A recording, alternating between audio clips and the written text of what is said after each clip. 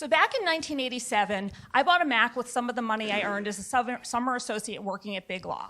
I wrote a huge check for $2,300, and this is what I bought: a beige box with a black and white monitor and an external floppy drive.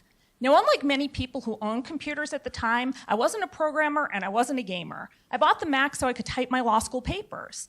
And my Mac would have remained a very expensive typewriter had it not been for Steve Jobs' obsession with fonts.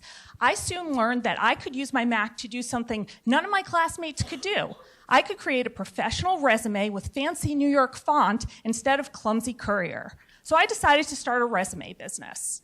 Now, I didn't know anything about running a business, but as a law student, I'd been trained to kill the competition. So I found out how much Kinko's charged for resumes, and I undercut the price by $10. Students then started asking me to type their cover letters, but that was kind of tedious work until I realized that all cover letters are pretty much the same. Whether you're on law review or at the bottom of your class, you're always uniquely qualified for the advertised position for reason A, B, and C. So I created a template, I learned how to use mail merge, and then I charged $10 to draft the letter and $1 a page to print them out. I'd take them to the computer center when nobody else was there, and I'd have my feet up on the desk, and as each letter came off the printer, an imaginary cash register would go off in my brain, ka-ching, ka-ching, ka-ching. So now I had worked as a summer associate, and I earned $1,000 a week. But with all the time I put in, it was the functional equivalent of minimum wage.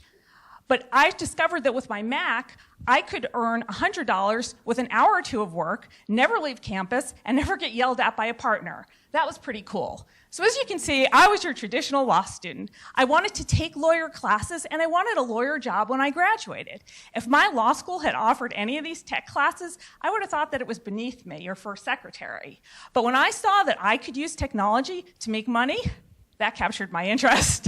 Now, unfortunately, many of today's law students, present company excluded, have the same tunnel vision that I did. But maybe we can get them excited about innovation if we can show them how innovation pays. So here's my big idea. Today, many solo and small firms are struggling to keep up with fast-changing technology. The problem is so acute that 31 state bar associations impose an ethical duty of technical competence. But the problem is that when you take CLE, it's not going to fix a data breach. It's not going to automate a form. Yet most solos and smalls can't afford to hire tech consultants. So what's the solution?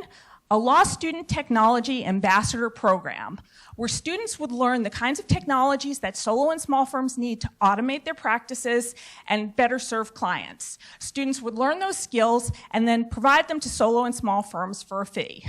So the program would focus on 3 core areas where solos have the most trouble: online security, digital marketing, and law practice management. The program would start with a boot camp where students would get hands-on training on various types of these technologies to help innovate or innovate a practice. And they'd also get substantive training in things like GDPR compliance, data breach laws, FTC disclosure, and of course, good old-fashioned ethics of online marketing.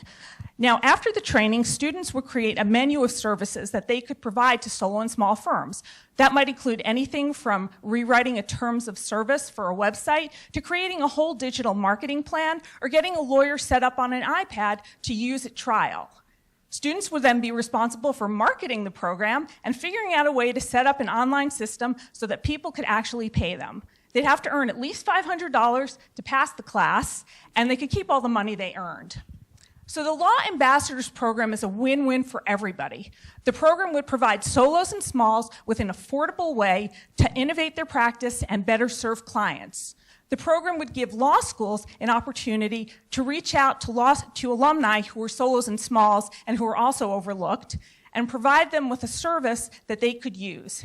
And the program would benefit students by providing them with insight into solo and small firm business practices, and also with a way and it would enable them to see that you can use technology to make money. Now, innovation can be complicated, as we heard today, but it doesn't have to be. As Escher shows, innovation is really nothing more than a new way of looking at the world. When I bought my Mac in 1987 before my classmates had one, that didn't make me an innovator. Discovering that I could use my Mac to make money and solve a problem without being beholden to anyone, that was the innovation.